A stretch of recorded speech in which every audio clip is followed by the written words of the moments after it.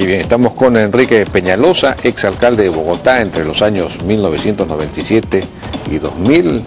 Ha sido, entiendo, por lo menos 2 veces candidato a la presidencia, ha estado cerca de ganar, por lo menos en un caso. Ha sido nuevamente candidato a la alcaldía también. Es un político muy conocido, muy importante en Colombia.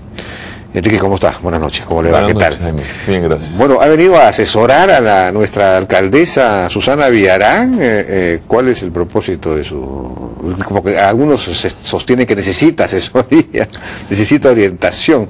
Bueno, yo hace años que terminé mi alcaldía, realmente trabajo asesorando muchas ciudades en el mundo, pero aquí no vine a asesorar a la alcaldesa, vine invitado por al Congreso de Capeco, de la Cámara Peruana de la Construcción, con eso de latinoamericano, pero a la alcaldesa le cuento que la admiro porque demasiados gobernantes no quieren gobernar, sino quieren ser reinas de la simpatía.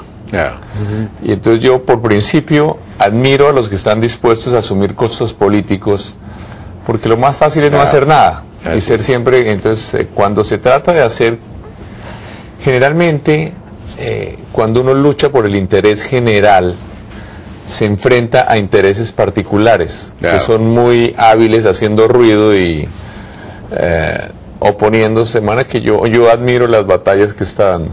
Bueno, sí, efectivamente, en el caso de la reforma del transporte es una batalla importante que está dando, que enfrenta resistencia, y ahora del traslado de los mayoristas al nuevo mercado, también hay una resistencia, por supuesto, y no lo logra hasta ahora, ¿no? Es una cosa, hay quienes señalan que le falta un poco de sentido de autoridad. En el tema del transporte me parece bien importante que los ciudadanos en nuestras ciudades nos eduquemos y entendamos que la ciudad avanzada no es aquella en donde aún los ciudadanos más pobres se movilizan en carro, sino más bien es aquella en donde aún los ricos se movilizan en transporte público. Es interesante ver que las ciudades más exitosas del mundo, las más ricas del mundo, como Zúrich, como Nueva York, como Londres, como París, son ciudades en donde la mayoría de los edificios ni siquiera tienen estacionamiento. En Londres está prohibido que los edificios de oficinas tengan estacionamiento desde hace más de 40 años. Entonces los ciudadanos tienen que movilizarse en transporte público. Y lo curioso es que los ciudadanos de ingresos altos en Bogotá o en Lima se sienten muy orgullosos de que cuando van a París o a Londres utilizan el transporte público, el metro, y están allá están junto a los ciudadanos más pobres de Nueva York o de Londres. Pero en cambio aquí en su propio país les parece terrible ese untar de los ciudadanos de menores ingresos, ¿no? Entonces, es buena, yo creo que... buena definición, buen apunte ese, que en estas ciudades los ciudadanos ricos usan los medios de transportes públicos, en las ciudades avanzadas. Pero, bueno, usted organizó, me parece, o lanzó el famoso Transmilenio en Bogotá, ¿no es cierto? Que es el equivalente al Metropolitano acá. El Metropolitano acá de alguna manera imita al Transmilenio de Bogotá o al de Curitiba, ¿no? Sí. Pero el Transmilenio, entiendo, en Bogotá está colapsado, ¿no? En este momento ya no da más. Bueno, hay mucha gente, no entra. Bueno, yo lo que creo es lo siguiente. Primero, ha habido un tema político en buena medida donde no se han hecho las cosas que hay que hacerle, pero lo cierto es que hoy Transmilenio moviliza más pasajeros hora sentido. La manera de medir la capacidad de un sistema de transporte es pasajeros hora en un sentido. Transmilenio moviliza más pasajeros hora sentido que todos los metros del mundo, exceptuando 4 o 5, ¿no? Moviliza más pasajeros que todos los metros de Europa o de Estados Unidos o de China incluso. Entonces hay algunos metros que movilizan más, como el de Sao Paulo, el de Ciudad de México. Me parece muy raro, porque un metro tiene, digamos, un tren tiene vagones, muy mayor cantidad de capacidad de transporte. Sí, pero esto es una cosa matemática, eso no es un tema de discusión, esto es medido, estos sistemas tienen, por ejemplo, una cantidad de ventajas adicionales. Primero, no enterrar a la gente bajo tierra, entre otras, los pasajeros, los que usan el transporte público son los héroes de una sociedad, ¿no? Porque están ayudando a que haya menos contaminación, menos embotellamientos. ¿Por qué enterrarlos bajo tierra? ¿No? Pero tiene otras ventajas estos sistemas, no solamente estar a la luz del día, sino que, por ejemplo, cuando se cruzan 2 líneas en un metro, A la persona le toca bajarse, caminar un par de cuadras y esperar a que pase el siguiente tren. En cambio, estos sistemas, el bus puede cambiar de línea sin que la gente se baje. Y por la capacidad la tiene sobre todo... En una red, eso es cuando tiene usted solamente una línea, Sí, pero si hay una red, usted tiene que bajarse, ¿no? No tiene, porque los buses pueden cambiar de línea. En cambio, con los metros no pueden cambiar de línea. La gente le toca bajarse, caminar y esperar. Entonces, pero una de las razones por las cuales estos sistemas tienen más capacidad, mucha capacidad, es porque tienen líneas expresas. Pueden tener una ruta expresa mientras el uno está parado, los otros pasan al lado. Ahora en Río, por ejemplo, en Río de Janeiro, para los... Bueno, pero no está colapsado el sistema en Bogotá. No, yo creo que... Yo he visto fotos, es una cosa que ya... No, va muy lleno porque no se han hecho una serie de cosas que hay que hacerle, ¿no? Así, bueno. Pero, por ejemplo, mire, en Río en este momento están haciéndose 4 grandes troncales para los Olímpicos y para el Mundial de Fútbol. Una de esas troncales está diseñada para 60.000 pasajeros hora sentido, es decir, Transmilenio moviliza 47.000 pasajeros hora sentido. 60.000 pasajeros hora sentido, habría 2 o 3 metros en el mundo que movilizan más que eso. Entonces, el punto es lo siguiente. Aún si se hacen algunas líneas de metro, no existe ninguna posibilidad. Digamos, Londres tiene la misma población de Lima, unos 8 millones de habitantes, y Londres tiene 1.800 kilómetros. 1.800 kilómetros es como la distancia de Bogotá-Lima, más o menos, de metro y de trenes suburbanos. Lo que 1.800 kilómetros, no, de Bogotá a Lima, no, de Bogotá a Lima hay por lo menos 3.000 kilómetros, son 4.000. No, porque son como 2 horas y media en avión que anda a 900 kilómetros por hora, o sea que es algo un poquito más, es decir.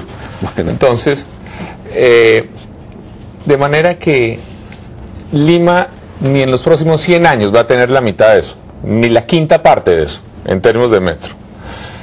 Y aún así en Londres movilizan 1 millón de personas más en bus que en metro. Entonces, con o sin líneas de metro, lo que es importante entender es que estos sistemas con base en buses no es que sean los mejores sistemas, son la única posible solución. Más aún, yo diría, es un principio democrático. No conozco la Constitución del Perú, pero estoy seguro que, como todas las del mundo, dice en su primer artículo, todos los ciudadanos son iguales ante la ley. Y si todos los ciudadanos son iguales ante la ley, entonces un bus con 100 pasajeros tiene derecho a 100 veces más espacio en la vía que un carro con una persona. Eso es democracia elemental. Y no solo eso,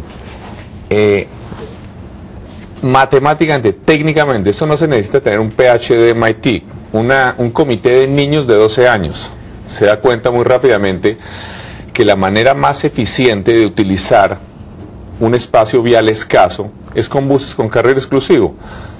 Obviamente. Entonces yo diría más aún, una vía embotellada, que no tenga buses con carril exclusivo, que no tenga carril exclusivo para buses, es un símbolo de incompetencia técnica y de insuficiente democracia, ¿no? Casi que a la larga la ciudad lo que vamos a tener que hacer es carriles exclusivos por todas partes. El problema del transporte, digamos, es un tema un poco curioso. A diferencia de otros problemas que tenemos, no se mejora con el desarrollo económico. Es decir, si mañana tenemos el doble del ingreso per cápita en Perú, vamos a tener mejor salud, mejor educación, pero peor transporte. Pero el problema de los embotellamientos va a ser peor. Claro, porque hay más automóviles. Bueno, un tema que yo quería preguntarle, porque sé que usted hizo una reforma importante en el tema de educación. Bueno, las municipalidades creo que manejan la educación en Colombia, ¿no es cierto? Sí. Y muchos colegios públicos usted los encargó, me parece, a colegios privados. ¿Cómo fue en las zonas populares? Hicimos un ejercicio muy lindo, me encanta que me pregunte de ese tema. Nosotros comenzamos a hacer colegios de lujo. Es decir, colegios como los colegios privados de los sectores de ingresos más altos en los sectores más pobres de la ciudad. Ajá.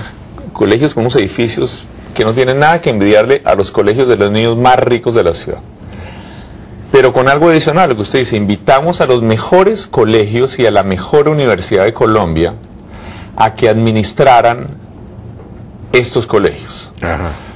Obviamente los sindicatos de maestros, algunos de estos sindicatos que están más interesados en sus beneficios que en la calidad de la educación de los niños, no les gustó. Pero los resultados fueron extraordinarios, no solamente académicos, sino que también disminuyó radicalmente las pandillas, los embarazos en adolescentes, la deserción escolar, de manera que el resultado ha sido extraordinario. Qué bien. ¿Y con cuántos? Eso era con los colegios nuevos.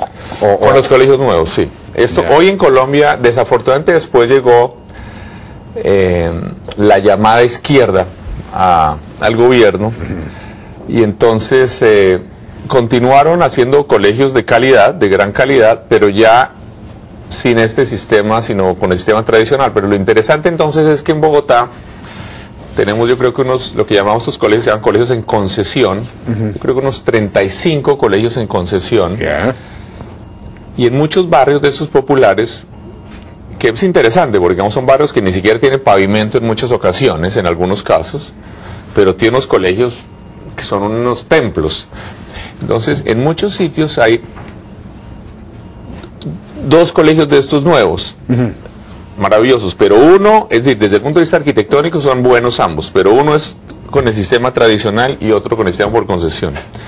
Y los padres de familia se hacen matar para tratar de que sus hijos entren al sistema de concesión, porque la diferencia es realmente impresionante. Es un ejercicio, obviamente no significa que todos los colegios deban ser así, pero es interesante inyectarle esta emulación, esta competencia, digamos, a la educación, porque de lo más difícil que hay en todas las sociedades del mundo, no solo en Colombia o en Perú, sino en el mundo, en Francia o en Estados Unidos, es lograr llevar educación de calidad a los niños más pobres, que tengan resultados.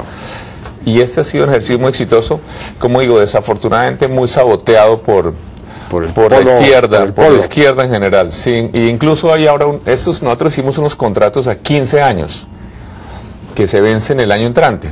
Y yo sospecho que el actual alcalde va a terminar ese esquema para... afectando algo que es de lo...